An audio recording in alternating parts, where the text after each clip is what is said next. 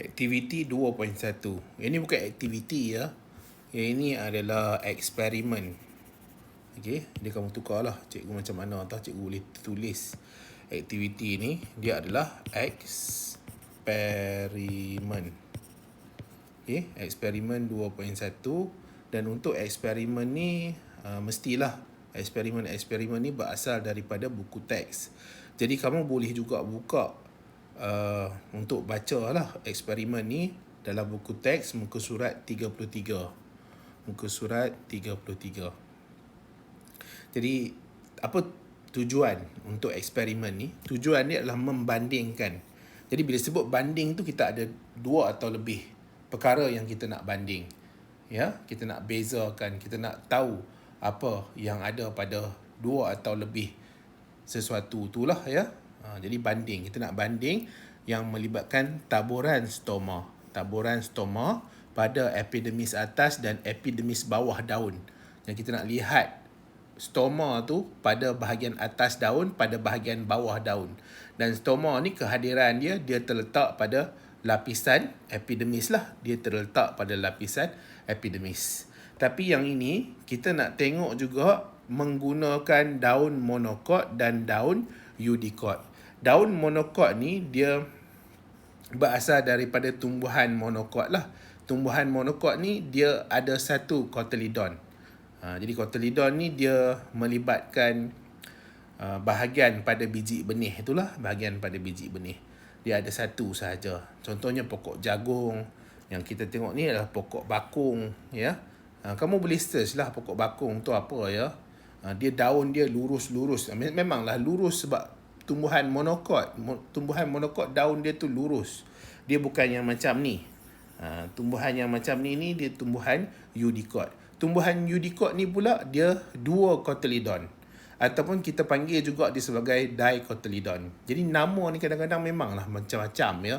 Sebab apa? Sebab dia ada asal usul, dia ada taksonomi, dia ada macam-macam keadaan lah nama. Tapi kamu jangan pening-pening kepala. Bila sebut eudikot tu, bolehlah juga kita fahamkan sebagai dicotyledon. Okey, dicotyledon. Okey, tanpa buang masa cikgu nak terang pada penyataan masalah. Jadi penyataan masalah ni selalunya kita nak cari jawapan. Dia melibatkan tanda soal. Dia melibatkan pertanyaan. Okay, pertanyaan tentang sesuatu benda itulah. Jadi apa pertanyaan yang melibatkan masalah tu, bagaimana kita nak tanya tentang kefahaman untuk sesuatu benda tu. Adakah taburan stoma pada epidermis atas dan bawah daun monokot, daun eudikot adalah sama? Jadi dia nak tahu sama ke tak taburan stoma ni. Mungkin taburan ni dia boleh melibatkan kedudukan stoma tu pada daun tu. Mungkin bahagian atas rendah ke, bahagian bawah tinggi ke, bahagian atas tinggi ke, bahagian bawah rendah ke, ataupun dia secara bebas ke, dia punya terletak dia, keadaan dia bebas, dia duduk sana sikit, sana sikit, sana sikit, dia secara rawak ataupun dia secara tidak seragam. Mungkin dia secara seragam ke, boleh, itu taburan. Taburan ni dia ada macam-macam lah. Dia ada random, dia ada cluster, dia ada systematic. Jadi itu taburan lah ya, taburan. Ada belajar cikgu rasa dalam tingkatan 5 ni tentang taburan melibatkan populasi. Jadi sama je konsep dia. Jadi itu adalah penyataan masalah dia lah. Jadi ingat, penyataan masalah kena ada tanda soal.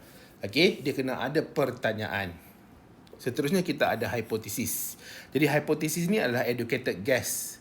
Jadi agak-agak berdasarkan kita punya pengetahuan lepas kita, berdasarkan ilmu yang kita ada, apa jawapan bagi penyataan masalah ni? Ataupun apa kita punya ramalan bagi kita punya eksperimen ni? Apa ramalan kita? Apa kita punya jangkaan kita? Jadi taburan stoma pada epidermis bawah daun monokot dan eudikot lebih padat berbanding taburan stoma pada epidermis atas. Jadi dekat bawah tu lagi banyak berbanding dekat atas. Dia ada sebab dia lah kenapa dekat bawah lebih banyak berbanding atas. Jadi radas dan bahan ni cikgu tak nak terang lah ya. Yang ni daripada sekolah rendah lagi nak cerita tentang alat radas dan bahan ni. Jadi kamu boleh baca, kamu baca lah ya. Sekarang ni kita nak tengok kepada pemboleh ubah. Jadi pemboleh ubah ingat ada 3 untuk kamu punya level ni. Aras untuk SPM ni ada 3 sahaja. Yang pertama adalah dimanipulasi. Dimanipulasikan. Pemboleh ubah dimanipulasikan. Maksudnya kita ubah-ubah dia. Okey, kita ubah-ubah dia. Yang kedua adalah bergerak balas. Okey, bergerak balas. Jadi bergerak balas tu maksudnya apa? Dia akan kita dapat lihat perubahan. Kita dapat lihat perubahan lah. Hasil daripada ni dimanipulasikan. Jadi pemboleh ubah dimanipulasikan ni dia akan memberi kesan kepada yang bergerak balas. Jadi pemboleh ubah dimanipulasikan akan memberi kesan kepada bergerak balas. Kemudian kita ada dimanipulasikan ni apa? Bahagian epidermis daun dan juga jenis daun tumbuhan. Ada 2 jenis lah yang dimanipulasikan. Kemudian adalah bergerak balas, bilangan stoma. Jadi bilangan stoma. Dimalarkan ni pula adalah luas lapisan pengilat kuku saiz daun. Jadi saiz daun tu kita cuba malarkan, cuba samakan dia. Kita tak nak dia terlalu beza jauh sangat. Ataupun usia daun tu. Usia daun tu kita tak nak ada daun yang kita ambil bahagian pucuk. Ada daun yang kita ambil pada bahagian bawah sedikit. Jadi bila ambil bahagian pucuk, dia muda berbanding dengan yang kita ambil yang kat tengah. Yang dah matang, yang dah tua kemungkinan. Kalau kita ambil yang tua, yang dah nak mati, tu tak kena jugalah. Sebab kita bukan nak kita nak tengok perbezaan pada daun muda, daun tua pula. Tak. Yang kita nak tengok adalah bahagian epidermis daun. Yang itu yang kita ubah suai, kita manipulasi. Sekarang ni kita tengok kepada prosedur. Jadi prosedur ni kamu boleh juga buka dalam buku teks. Tapi buku teks tu dia bagi direction. Sapu sedikit pengilat kuku tidak berwarna pada epidermis atas daun pokok ke embung. Jadi maksudnya dia bagi arahan kat kamu. Dia suruh kamu sapu sedikit pengilat kuku. Tetapi kadang-kadang bila kita nak tulis kita punya lab report ni, laporan makmal kita ni, kita tak boleh salin daripada buku teks tu. Tak boleh. Salah ya, tak boleh salin.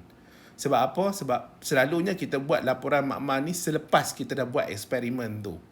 Jadi bila selepas dah buat eksperimen tu, kamu kena tulis dalam keadaan benda tu kamu dah buat. Maksudnya kalau cikgu cakap sapu sedikit pengilat kuku. Jadi pengilat kuku disapu lah. Pengilat kuku disapu. Yang awal tu, kalau ikut buku teks muka surat 34 ni, sapu sedikit. Maksudnya dia bagi arahan dekat kamu. Yang kamu tulis tu adalah yang kamu dah buat. Apa yang kamu dah buat? Kamu buat apa? Kamu sapu pengilat kuku pada daun. Pada epidermis atas dan bawah. Ya. Jadi kita tengoklah ya. Jadi kita tengok dulu untuk daun. Kalau yang ini daun Udicot lah. Daun Udicot dia guna daun apa? Dia guna bunga raya. Jadi bunga raya ni daun dia macam tu lah ya. Boleh pergi cari bunga raya tu. Dia ada urat-urat dia yang keluar-keluar tu ya. Jadi pengilat kuku disapu pada keluasan 5/5 mm. 5/5 mm. Petak segi lah ya. Petak segi sama. Ya, segi 4 sama. Jadi kita sapu pada daun. Daun ni kita sapu pada satu bahagian dulu. Kemudian kita biarkan pengilat kuku tu kering. Biarlah tu, kita tunggu dia kering. Jadi kamu boleh baca lah buku teks tu berapa lama dia ambil masa untuk kering. Ataupun kalau kita buat eksperimen, kita pegang lah dia. Kalau kering lah kan. Jadi kemudian kita letak pita selofan. Pita selofan. Selotip. Kita pergi letak selotip dekat kawasan pengilat kuku tu. Kemudian kita tarik perlahan-lahan selotip tu. Jadi kita tarik perlahan-lahan selotip tu. Supaya nanti pengilat kuku tu dia akan tertanggar dengan daun. Jadi bila dia tertanggal dengan daun, jadi kita boleh gunakan lapisan pengilat kuku yang keluar bersama dengan pita cellophane ni ataupun sellotape ni untuk kita tengok taburan stoma. Jadi kita letaklah pada slide kaca. Jadi ini adalah slide kaca lah ya. Ini slide kaca. Ini tangan orang lah ya. Jari jemari. Kemudian kita lihatlah kepada mikroskop cahaya. Jadi kita boleh tengok pattern dia macam mana. Dan selalunya kamu kena lukis. Memang kena lukis lah. Tak boleh buat apa-apa lah. Ya, kena lukis. Tapi zaman cikgu dulu pun kena lukis juga. Sekarang ni yang moden sikit lah kot. Semua orang ada handset kan. Boleh ambil gambar. Okey, itu kita buat pada salah satu bahagian. Kalau kamu cerita bahagian tu, bahagian epidermis atas. Jadi, tulis cerita dulu untuk epidermis atas. Kemudian untuk yang prosedur ke-5 ke-6 ke yang selepas dah cerita sampai mikroskop cahaya ni, kamu kata prosedur diulang ataupun ulang langkah 1 hingga 3, ulang langkah 1 hingga 4 melibatkan bahagian bawah daun.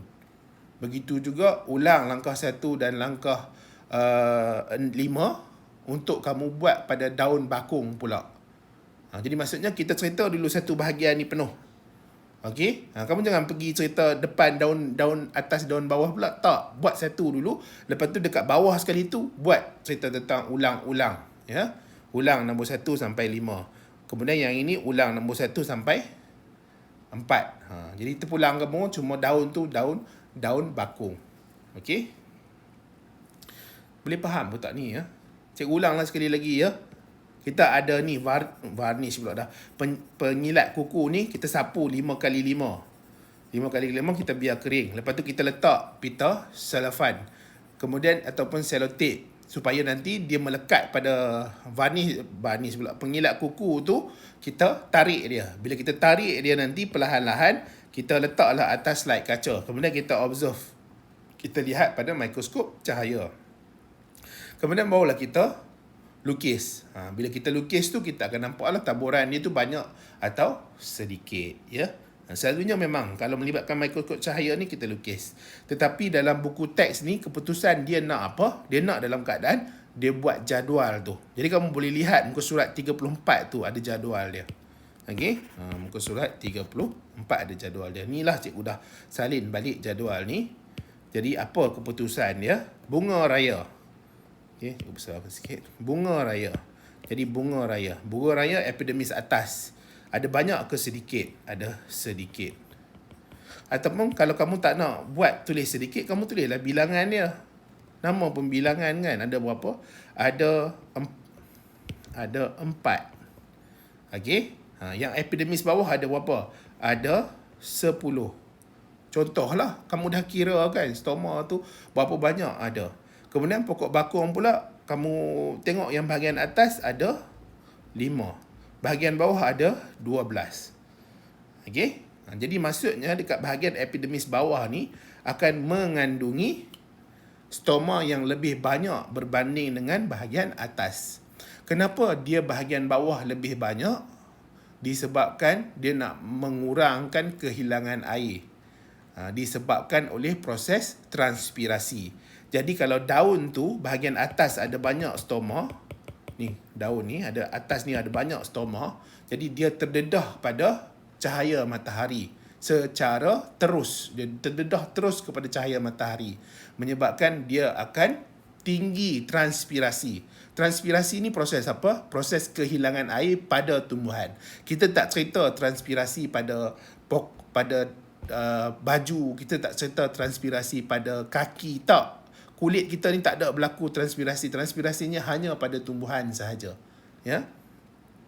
Jadi dia kehilangan air. Jadi nak elakkan kehilangan air, adaptasi bagi tumbuhan tu dia banyak stoma pada bahagian bawah daun, iaitu epidermis bawah, ya, epidermis bawah.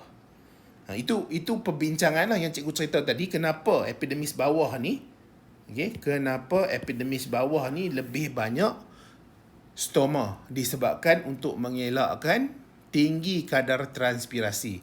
Dan kamu kena tulis dekat bahagian perbincangan. Kemudian kamu tengok buku teks tu, dia ada tulis perbincangan tu, cuba jawab soalan tu. Cubalah jawab soalan tu ya. Cuba carikan jawapan tu. Ada cikgu nak tolong kamu. Kamu carilah sendiri ya. Okey. Jadi boleh tulis, boleh tambah situ. Okey, seterusnya kita ada kesimpulan. Jadi kesimpulan ni selalunya kita akan jawab hipotesis. Okey. Jadi apa yang kita boleh tulis? Jadi taburan stoma pada epidermis bawah daun monokot eudicot adalah lebih padat berbanding dengan epidermis atas. Yang inilah kita punya kesimpulan kita. Hipotesis diterima. Okey, hipotesis diterima. Boleh tak? Ya, kesimpulan ni dia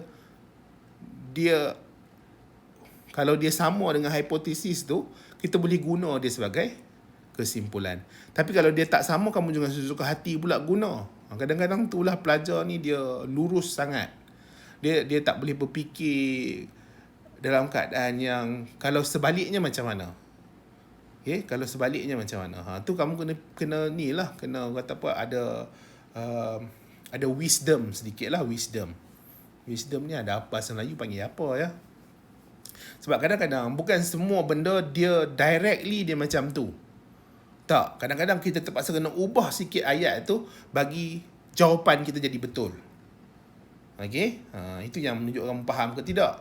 Sebab itulah ada orang setengah-setengah orang dia hafal tu tak tentu lagi dia boleh menyebabkan dia dapat jawab soalan. Hafal.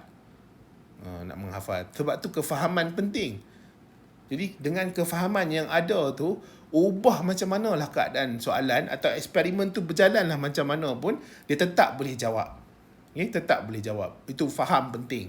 Berbanding dengan kita hafal saja tanpa kita faham. Ya? Faham penting. Ya? Faham. Jadi habislah untuk eksperimen 2.1. Jadi cikgu akan nanti video seterusnya, cikgu akan cuba explain untuk eksperimen yang lain pula lah. Cikgu harap kamu boleh faham lah ya. Cikgu buat video ni sebagai ulang kaji saja. Nanti kamu nak dekat exam ke kan, mana nak tahu ada apa eksperimen atau amali-amali tertentu yang kamu tak faham lagi, bolehlah buka supaya nanti kamu boleh jawab nanti dalam exam. Okey, berbanding dengan kamu nak refresh balik apa benda yang kamu dah buat sebelum-sebelum ni, mungkin 5 bulan lepas, 6 bulan lepas, 7 bulan lepas kan, atau tak pernah buat ke eksperimen ni. Paling tidak cikgu ada usaha lah untuk terangkan kepada kamu, dengan harapan kamu faham lah ya, dengan harapan kamu faham.